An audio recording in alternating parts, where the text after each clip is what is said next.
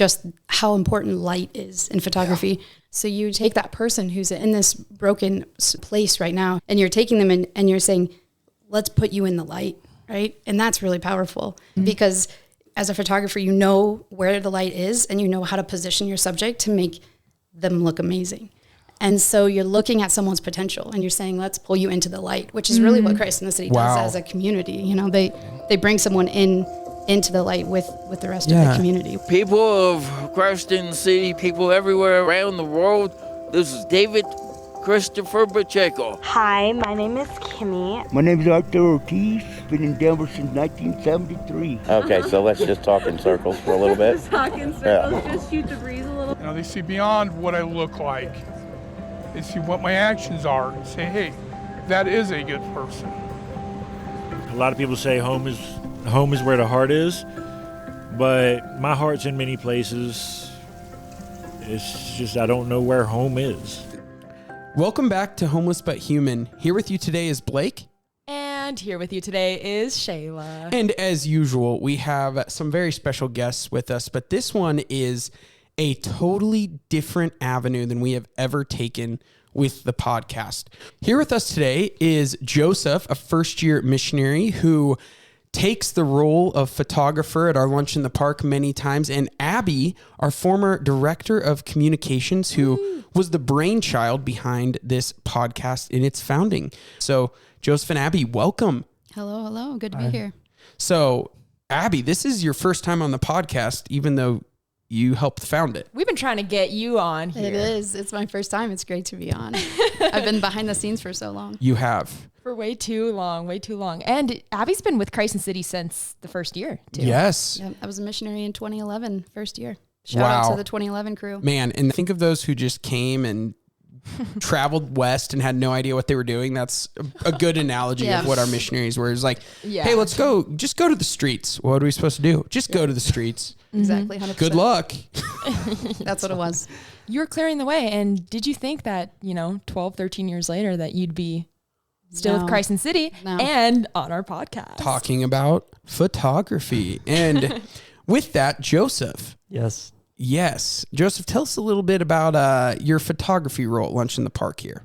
Yeah, I just basically, the first LIP, I brought my camera and no one asked me to, and I just take photos of people and it's really amazing. So yeah, I've been doing it ever since. So that is really the theme of this podcast. This understanding of photography, videography with the poor, something that is sensitive, something that requires a lot of reverence for the individual. And it's something that Joseph has been incredibly passionate about this year. And it only was fitting to bring back Abby, who has long been a photographer for Christ in the City, and just really hear about their experience. Yeah. I'm curious to hear from both of you why you love photography and like your journey. Give us the journey about how you first got started. But yeah, I want to hear more about that. So I think I was reflecting on this. People keep asking me, and I was always like fascinated with watching sports on TV and seeing those like big bazooka cameras. Oh, those are huge. Dudes manning them. I'm like, that's so masculine and cool to do. and then like ever since like seeing that, I'm like realizing that a lot of the film and the TV shows that I watch are manned by a cameraman. And so like I was just always interested in the role that they played, a really quiet one, but a really powerful one. And so I've always had that, I guess, that inclination to see things in a particular way. And it really sparked in high school when like Instagram was a thing. I wanted to be Instagram famous. Like that was my goal. Wait, are you Instagram famous? No, I deleted my Instagram like 2 weeks ago. So, I gave up on that goal. We are so glad that you were a missionary with us, Joseph, and have taken this path of serving the poor. Yeah, thank you for that, guys. So after having that desire, I took a photography class in high school and then just did a lot of learning online. And then I bought my first camera, and that's been a roller coaster ever since. Shot some weddings, some engagements, and it's been super fun. So you're legit. Yeah, I guess so. Okay. He is legit. He's fantastic. And Abby? I've been interested in photography for a long time, probably since high school.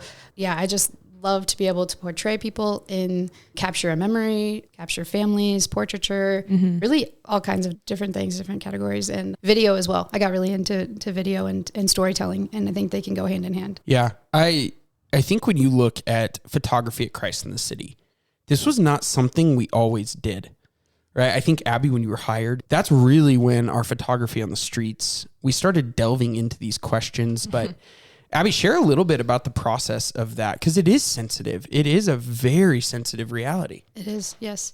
Yeah, over the years in my role as director of communications, and when I would look back in our archives for certain things, I'm like, where are all the photos? And you think about how things have changed over the years now with our phones. We have easy access to great quality of photos now and videos.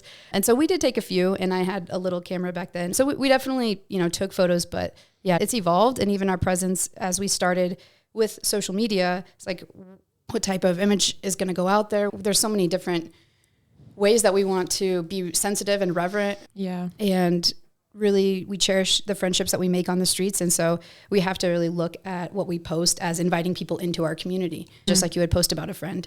And a lot of the homeless and our friends on the street do follow us on social media. So that's also a really just like a check of knowing that all kinds of different people are going to be seeing this.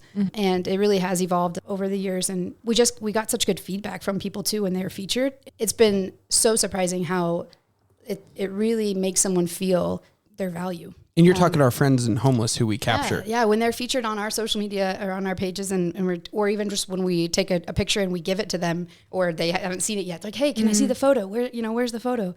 And it means a lot. Yeah. And they keep it over the years too. And so that has been really cool to see. I think sometimes we just probably think, oh, we don't want to take a picture of someone because they might think that we're trying to use them, or we're making a show of them or something. And if it comes out of friendship, which is the relationships that we already have built on the streets, I've been amazed how people have really, really felt honored to have their photo taken. Yeah. See, that's an interesting aspect, because it does flow from that friendship first. And that's where our photography is coming from. Like, we always try and come from a place of relationship. Would this person be comfortable with me taking their photo? Do they want a photo taken of them? Am I friends with them? Do I know their story a little bit?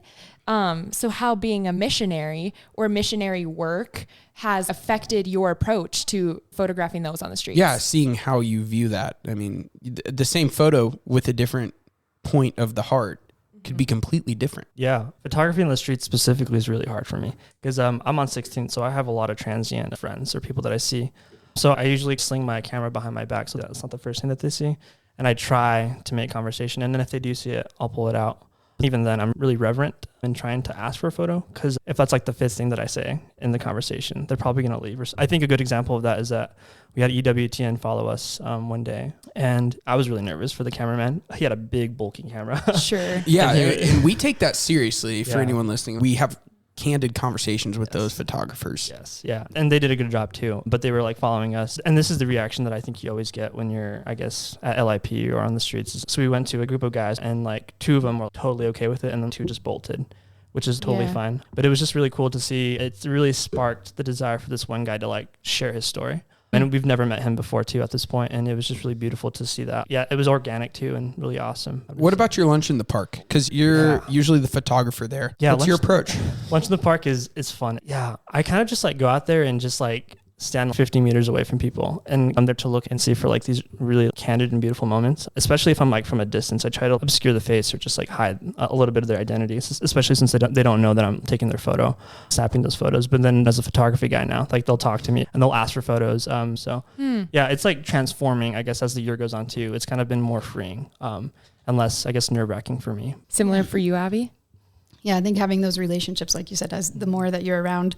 One of our friends he's passed away now, but John Hole, who would always, every time he would see me, he would say, Abby, photos. Because he would lose them. But then we would laminate them for him. We would reprint them, but they meant so much to him. But I just was like the photo person for him too. It's just like, hey, my photos. And you may ask, well, what did he do with these photos? Well, as John was in hospice and the nursing home, which he was in until he passed away, this last summer, he actually had a wall of photos of him from all the Christ in the City missionaries over the years. That's really cool. It meant so much to John. Yeah.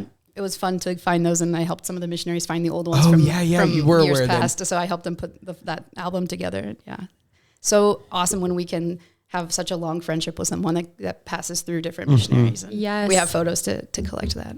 I remember Stephanie talking about this in our documentary with our friend Mama Jerry, and how Mama Jerry's sister was reconnected with her, and Stephanie and the missionaries were able to show her sister a photo book full of missionaries and Mama Jerry and them hanging out.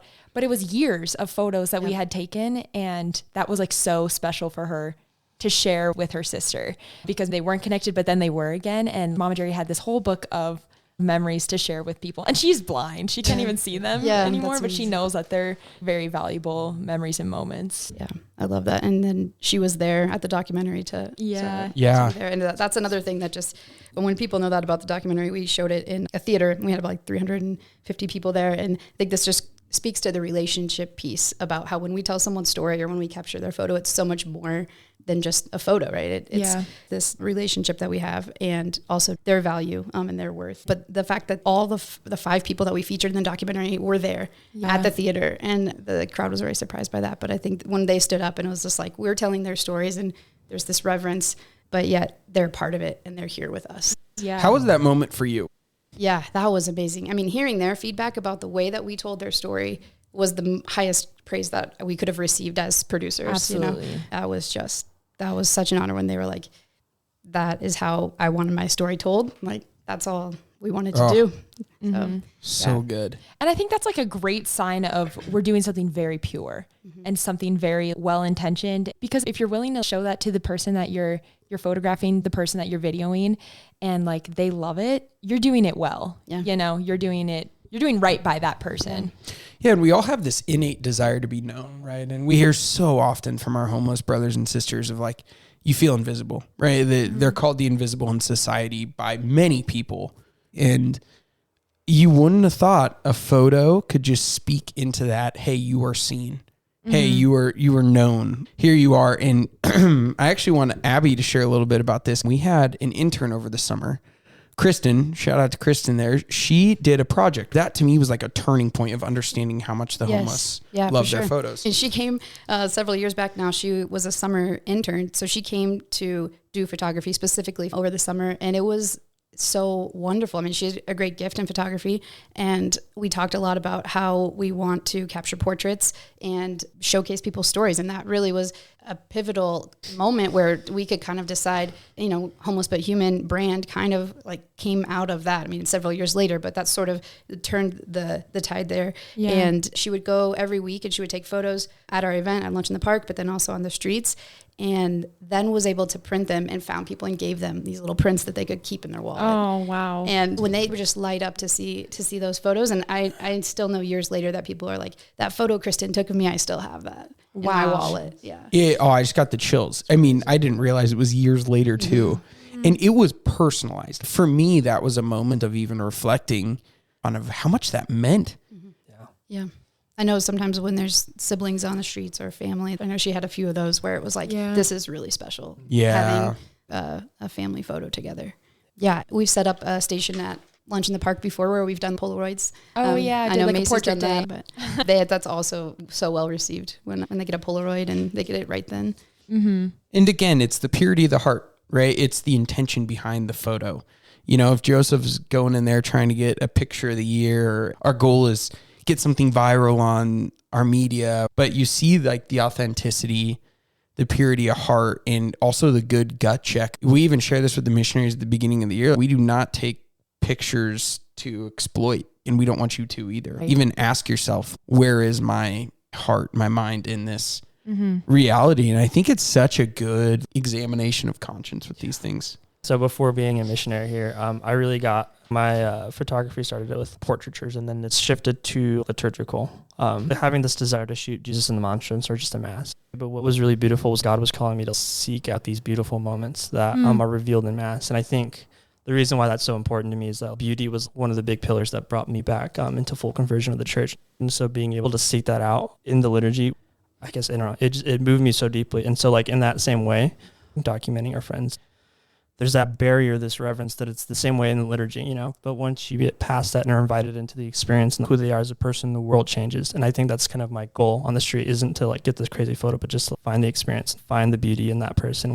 however way I can capture that.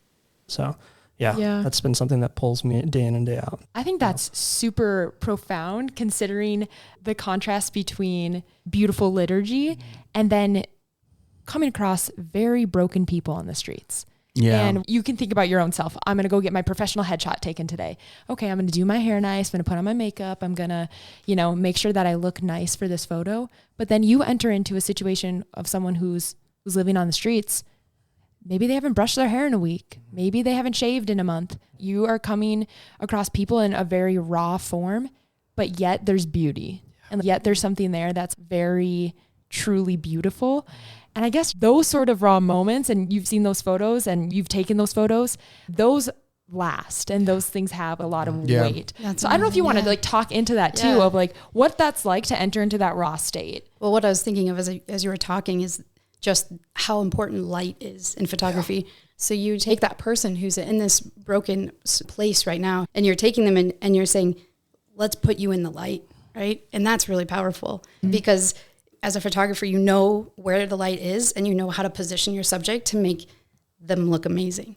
And so you're looking at someone's potential and you're saying, let's pull you into the light, which is really what Christ in the City does as a community. They bring someone into the light with the rest of the community, which I think is really powerful for me even to reflect on. Do you have any stories you'd want to share when you took a photo and then you showed it to that person and they had a reaction to it whoa, maybe they hadn't seen themselves in a photo in a minute, and what that was like for you? Yeah, I guess I do. It's kind of a sillier one. Everything's welcome here, Joseph. Don't you worry. Yeah, I actually bonded over this with this one guy. He has a camera too, a really nice camera. I was like, how did you get that? But he he takes pictures of squirrels and stuff like that, and he shows them to me. And then he wanted me to take a picture of him, and it's really hard to see how good the image is just on the back screen of the camera. I showed it to him, and it wasn't anything spectacular, but it was really cool just to see him mix up the photo and just take enjoyment out of it. And what struck me the most is that it was a really crappy photo. It was really harsh light, but he was, I guess, honored, I think is the word I would say, to, having a photo taking of him. And yeah, that's super cool. But yeah, I think outside of that, I've had a lot of people at LIP. There's this one couple, they have a puppy and they always freak out whenever I have my camera around. They're like, is it going to be on Facebook? Is it going to be on Facebook? And I'm like, it will be. so yeah, I think, without even seeing the photos, sometimes they freak out, but yeah. In a good way? They're excited about it? Oh, okay. Let's go. Joseph, Abby can give you lessons on taking pictures with light if you want. Right? Talk to there's lunch in the park is at the at the middle of the day. There's sometimes you just can't do it, but no, that's great. The past several years, we focused so much on video at Christ in the City, and I've been more involved in that. So the thing that comes to mind for me is when someone sees their video or their story told, and just being really moved by that and honored by that, of the kind of the wow factor of seeing yourself on screen, Yeah. I keep thinking about one of the people who we featured in the documentary after they watched it, just came up to the missionary that they were close to, and he's still living on the streets, and he was like, that was the kick in the ass I needed. And he just left. That's all he said, and he left. I think it really, it's just you just see yourself in a different way of that's who I can be. That's who I am. That's actually who I am, I was reading 7 Habits of Highly Effective Families, the Stephen Covey book, and he mentioned that he was helping this mom, and she was really struggling with her teenager being she's this and she's that, and she's all of a sudden turned into this crazy person, right? Struggling with just teenage years, and but I know she has so much potential. And he was like, isn't her potential more of who she is than the choices that she chooses to make in this stage of life? And I just thought that was powerful because we see so much the potential in people. And when someone sees a photo of them in good light or a video of their story, that's even more so of of who they are. Wow. I love that. And with the documentary, it's been brought up a few times, that purity of heart behind the story. Actually, my favorite part of the documentary is what Abby mentioned. That those featured came and loved it. And the reverence the team did behind that documentary was so much so, I mean, it is a fine line. Showing suffering. Yeah.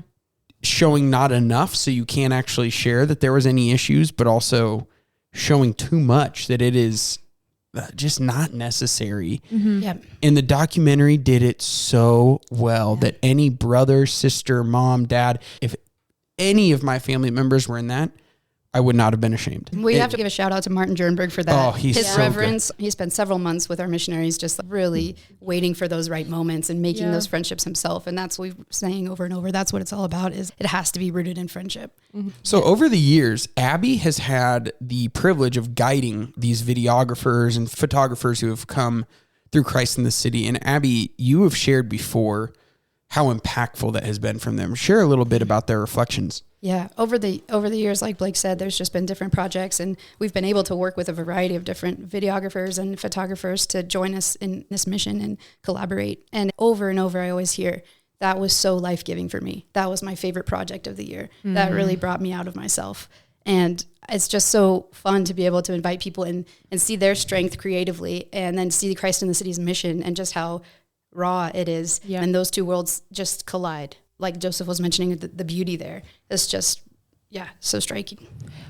I would love to dive more into that too. What are you discussing with these photographers and videographers as they're coming in? And maybe like some advice for people that want to take photos on the streets. Are there ethical considerations? Are there certain sort of guidelines that you would have? I think what Joseph was saying about keeping his camera down to start was spot on. Like, you never want to walk up with, guns blazing, like the huge lens up. And you can really tell pretty quickly how comfortable people are with it. Like, some people might spot it there on your side and say, like, take my photo. Or other people are like, what's that for? What's that for? What's that for? And you can really gauge how to begin the conversation. Yeah, I think that's the weird part, is that they are just human, and so I think they would react any similar way that any other person would react. Yep. When there's a great camera around, reminder. So, wow, good start. Yeah. And so I think because there was a photographer yesterday at LIP that was there to shoot for her capstone project, and she was like, "Yeah, what should I do?" And I was kind of like, there's nothing different really that you should do when you're taking photos of any other person. I think just feel okay that you're going to be nervous, especially because it's like street photography really was what LIP is. And so just comforting her in that. I don't think, in terms of like photography, I don't think there's a whole lot to do there, but I think the most important part is just not seeking out the shot, but seeking out the person, and then pulling out the camera when there's an opportunity to make a really nice photo. And so, and that's something that, sometimes I struggle with the most, if I'm going to be honest here. I really want to find a beautiful image, but that sometimes gets in the way of interacting with the person so that they can like open up and share that experience with me. So there's no creative or crazy rules that you got to like be aware of. Find the person, not the image. I like that. Yeah, I like that too. I was just going to say, for us as an organization, it's mostly just about transparency of what it's going to be used for. Yeah. And a lot of times when we were really wanting to get more stories from the streets, more portraits, more podcast stories, videos, and the missionaries are like, what do I say? How do I get people to agree to this? And a lot of times when we have said, would you like to help people understand what it's like to be homeless, or what would you want them to know, or when we're asking for stories, or even just to kind of join us on building this culture of encounter that we're trying to build across the country, they're like, oh, I'll sign for that. But yes, have transparency. Yeah. I'm thinking about some street photographers on Instagram or street videographers, or even thinking about like a big one, like Humans of New York. I don't know if, you guys are familiar with that. Yep. Never heard of it before. Joseph. He's young. Wow. You've never heard of that? I don't think I have, no. Okay, we're going to have a talk. Okay. But basically, they don't even just capture stories of the homeless per se, but they are exactly what you're saying. Like, they will go out and find the person of someone who's interesting. Maybe they look a little different than the average Joe. And so they go up to them and start talking to them, and they get to know them a little bit, and then they interview them right there on the street. I think I see a lot of these videos like coming out of New York and LA, like the big cities, but maybe just to talk a little bit about how to kind of have that rapport with the people that you meet, or like how to even engage with them if you are just a photographer that isn't a missionary. Where do you start, I guess? How do you enter into that? Yeah, I think, one of my friends on the street's a good example, the guy with the camera. I was surprised to see how many friends that I knew that he had taken photos of that I wouldn't ever think that would want a photo, like really quiet people. And so I think that's a testament to the relationship. But it's also just like, be bold, I think a lot of people do want that photo taken, even if they don't, I guess, outwardly express that, but also just like grounding it in relationship is, I think, what I would have to say. So, yeah. Yeah, something that makes me think of is that we keep saying you need to have a friendship and a relationship with someone, but at the same time, these Humans of New York stories, or even sometimes what you got, a portrait of someone you just met, that relationship doesn't necessarily have to mean you have to have known them for weeks, months, years. Sure. You can invest in their story, in what's going on with them, and kind of that empathic listening in their world of who they are. Yeah. And that the relationship can happen right then and there. Yeah. I mean, let's just remove ourselves from, hyper focusing on the poor, the homeless here. And it's like, when you meet someone who's doing a project, let's not kid ourselves. Our common sense, our instincts can pop up. Is this person seeing me Are they reverent? Are they acknowledging a deeper reality? Or are they just trying to use me for something they're trying to pull off? We're not dumb. You know, our homeless friends, so many of them even have bigger walls, right? Which makes you think like, oh, they're harder. Well, it's survival, right? It's survival. And if you were treated the way they are, seen as invisible, and then someone's looking to take a picture of you, I mean, that's going to be jarring. Yeah. So I love that. It's like, well, Joseph, how do you take a picture? Well, how would you do it for anyone? I mean, that's not an easy thing to do, right? It's like pretty awkward, but you don't have to develop a lifelong relationship with someone to get their photo. Right. But they can see through your intention quickly. I have a question. This just randomly sprung up. Oh boy, game on. I'm thinking about the ethical part of photography. Has ever been a situation where you're like, okay, this person's given me their permission, but they're in a state right now where it wouldn't be right for me to take their photo because they're not in the best place, or maybe they're not actually representing themselves in a way that is really them. Like, have you ever had that sort of situation where someone's like, yeah, take my photo, but maybe they were, under the influence of something. And so you didn't feel right taking their photo in that moment. Like, that's got some weight to it. But is it right to show that photo, even if you have their permission? Yeah. I'm just such a good photographer that I never run into these issues. Well played. Well played. No, I think it is. I think it's rare, I guess, in the way that I do it. I think there have been a couple guys that have been inebriated pretty heavily. It's so much so that I just complied in taking the picture, but doing nothing with the photo. Because, it's part of that, just like encouraging the behavior. And I'm usually really short with it. It's like, cool, yeah, I got your photo. The big thing there for me, at least, is just not encouraging that sort of behavior for the basis of a relationship. Yeah, But I think it shows to the process you go through before, right? It's important that you think about it. Yeah. Right. You actually show that with that answer of like, well, I don't pursue those. Yeah. Abby? Yeah. And that's even more, especially with the documentary, like there was a lot that was very powerful, but not appropriate to be shared. And so there was a lot of discernment around what to include and how much to include. Yeah. And I think that takes a lot of tact. Oh, so much. And a lot of reverence and having the right heart and the right mindset when you are capturing those moments. Especially because some of those moments I'm sure would have been so powerful to see at the expense of the individual being shown. Yeah. But those were probably very powerful moments. So it's not like these weren't good ones, that you decide not to use. It was maybe even some excellent ones, but knowing it's not a place. Mm-hmm. It reminds me, like, you guys keep talking about this, and I love it. And there's an example in one of the talks that one of our staff members gave when I was a first-year missionary. They're talking about the poor and seeing deeper and seeing deeper. And I think so many of the reflections you guys have said have shared this understanding of, like, when we look at face value, it doesn't look good.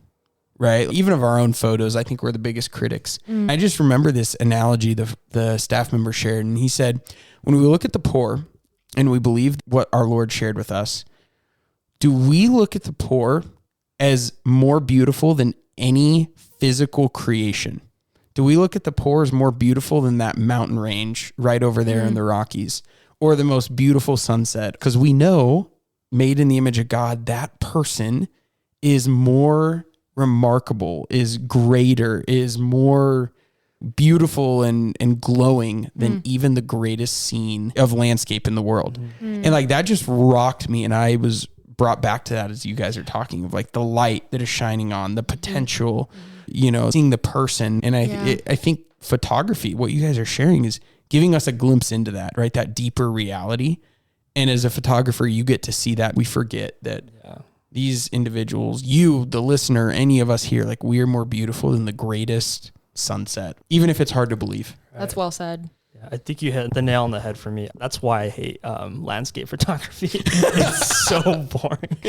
Like, one mountain range is the same as the others. And that's why I think, an individual person, it's just like, wow, let's see the features of their face or just who they are and like how their personality manifests. And I think what's super interesting, and I think maybe it's a part of my gift that I have as a photographer, since you're trained to like look out for these little moments, I think you can kind of see an inch deeper, I think, on the surface when you're like looking for these moments. And like, one image that came to mind, which is probably one that doesn't really strike a whole lot of people, I took, but basically it's a picture of a missionary where it was before LIP. We were all praying, as we do. And I look up and there was a big window, and so light was shining through. And I think that's kind of what guided my attention to this missionary.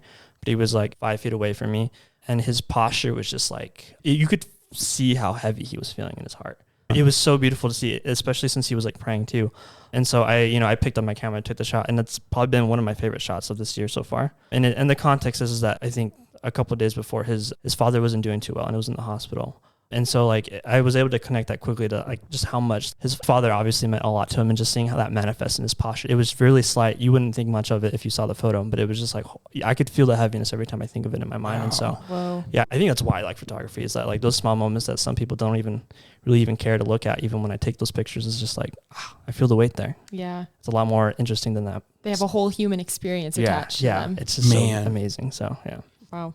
Well, thanks, guys. Yep. Thanks for all the work that you do for Crescent City. I mean, you really bring the beauty. And you share the beauty with the world. And we're very blessed to have as talented of photographers and storytellers as you guys are. Man, and what a good reflection for all of us. Just this understanding of like photography is looking just a little deeper.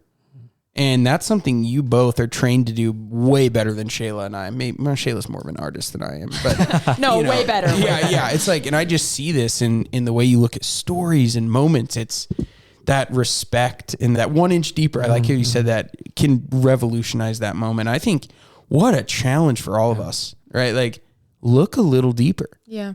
You know, like don't take something at face value. Don't take the person standing on the street corner at face value. Don't take someone in your life struggling at face value, or yourself even. Look a little bit deeper, right? I love that compassionate lens that then allows for these realities to be captured. Okay. I'm here for that. I like that. Okay. Before we wrap up here, I got to know, what's your preferred camera body and camera lens combo? What is that? I'm kidding. I think I know, but I actually am not 100% sure, but keep going. I'm a Canon. Yeah, Canon shooter and prime lenses. I keep the 50 on usually. Oof, that's bold. I want to be prime user, but I can't. I'm 24-75 and Canon all the way. I want a mirrorless camera, but I don't have that. The only reason why I want that is because I don't want the click, because you can turn that off on a mirrorless camera. So that's nice. Yeah, that would be huge. Oh, can you not afford it as a missionary at Christ in the City, making no money? If you would like to make a donation, please. No. Christ in the City is a 501c3 nonprofit. Wow, we've been using our own cameras for years. Send us one. Please.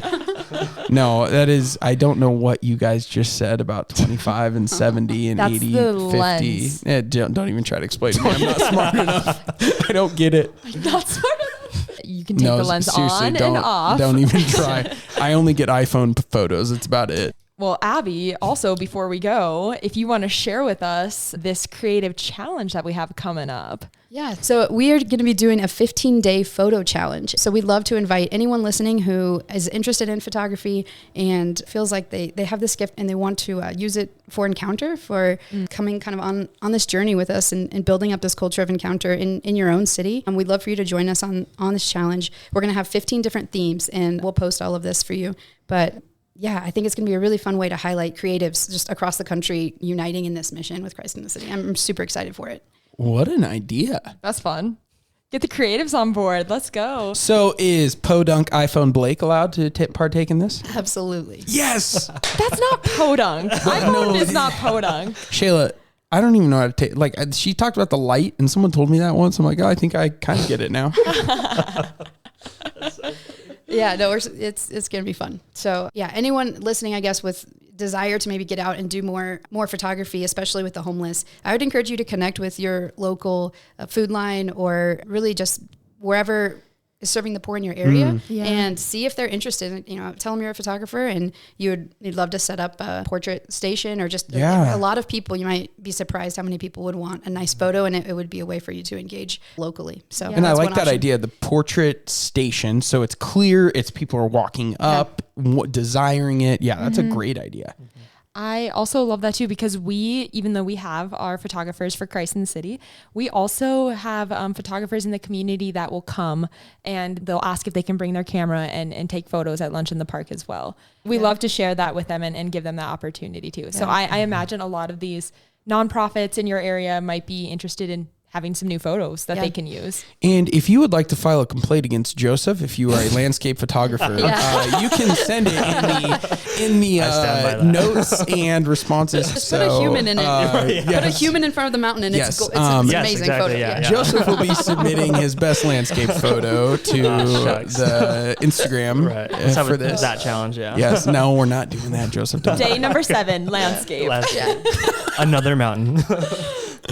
Oh, that's so great. If you're in Denver or Philly area, connect with us and come shoot with us too. Yeah. Well, thank you two so much. Thank you for the gifts you're sharing, the gift of photography and seeing just that inch deeper. And may we all work on that and really see how that can impact just the way, not how we look at pictures, but truly just the individual in front of us. Yeah.